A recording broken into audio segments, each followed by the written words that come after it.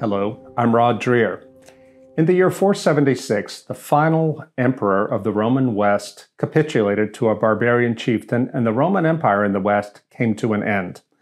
4 years later, in the year 480, in a tiny mountain village in central Italy, a young man we know today as Benedict was born.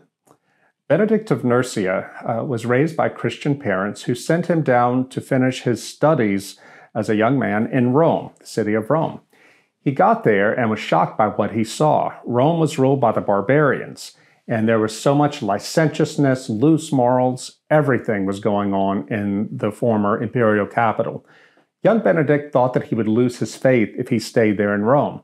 So he set out to live in the forest near Rome, to pray, to fast, to read scripture, and to think about the sort of life he was being called to live. He went to a cave in a little part of Italy called Subiaco, in a narrow valley at the northeast, I believe, of Rome. In that cave, he fasted, he prayed, he read scripture for 3 years, and asked God what he should do with his life. When he came out of the cave, he had a reputation for sanctity. And he had also written what we now call the Rule of St. Benedict. It's a thin manual for how to run a monastery, to run a community that Benedict called a school for the service of the Lord. Now, the Rule of St. Benedict is not like the Philokalia, a book of mystical religious knowledge and prayerfulness, things like that. No, it is a very ordinary book about how to live together in community. But this little book became one of the most influential books in the history of Western civilization, maybe second only to the Bible. When he died in the year 547, Benedict left behind about a dozen monasteries out in the countryside around Rome. Now, if that's all he had done, it still would have been quite an accomplishment because he was never even ordained a priest. He was a layman. But the Rule of St. Benedict, the little book that he wrote, became the standard for Western monasticism. Over the next few centuries, the so-called Dark Ages, thousands and thousands of young men and women flocked into monastic life. The Benedictine monks and nuns spread throughout Western Europe into the barbarian-ruled areas, and they civilized them. That is to say, they laid the groundwork for the return of civilized communal life. Within the monasteries they built, they preserved the great books of the West, both religious and pagan. They preserved the religious knowledge. They practiced the faith. They celebrated the liturgy. They catechized the local people. But they also taught the local people who had forgotten so much about how to live, how to plant gardens, for example, how to build things, do basic crafts. The monks taught them how to do that again. Slowly, after several centuries, the conditions became more peaceful and orderly in Western Europe, in large part because of what the monks had done, and civilization was reborn. It's a glorious story, and we owe so much to those monks today. The fact that we have civilization today is because those men and women, they were Benedictine nuns, didn't set out to make Rome great again or to rebuild civilization. They only committed their entire lives as monks and nuns to seeking God in community. And I think they have a special message to offer to us today, we in the church today who are living in a time not unlike that of the collapse of the Roman Empire.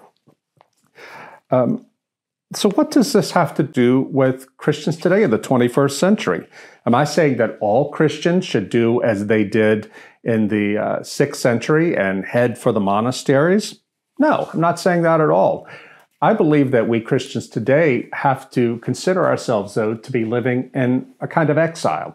If you want to know what we have to do today, I say look back to the Old Testament story of Shadrach, Meshach, and Abednego, the 3 Hebrew youth who were living in exile in Babylon and who served the king.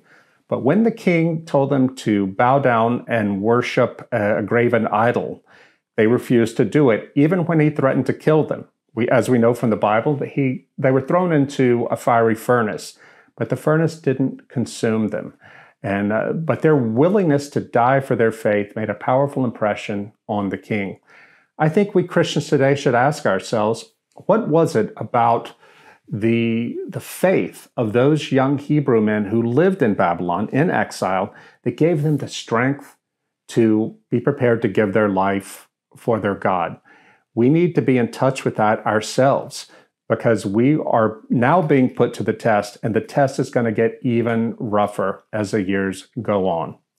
I think we can only really learn how to do that if we live in disciplined ways, in disciplined parish life, in disciplined family life, in disciplined community life. And that is going to require stepping back somewhat from the world, the post-Christian world, and the way most people in the world live. It is a paradox that if we are going to live more faithfully and present Jesus, be an icon of Christ to the world, we're going to have to spend more time away from it. I named the book The Benedict Option after something that Alistair MacIntyre said. Alistair MacIntyre is one of the great English language philosophers of the 20th century. In 1982, before he became a Christian, he wrote a book called After Virtue, which explores the collapse of the system of virtue ethics that we used in the West. He said that with the Enlightenment, philosophers tried to build a way of determining right and wrong on the basis of reason alone, without revelation. And they failed. MacIntyre wasn't a Christian when he wrote the book, but he recognized that it's impossible to do that. And that's why we live in the chaos we do today. MacIntyre ends his book with a famous paragraph. He said, "We are waiting now not for Godot, but a new and very different Saint Benedict." His point was simply this, that it was Benedict of Nursia who put the world back together after the collapse of Rome, and we need a new Benedict today to do the same thing.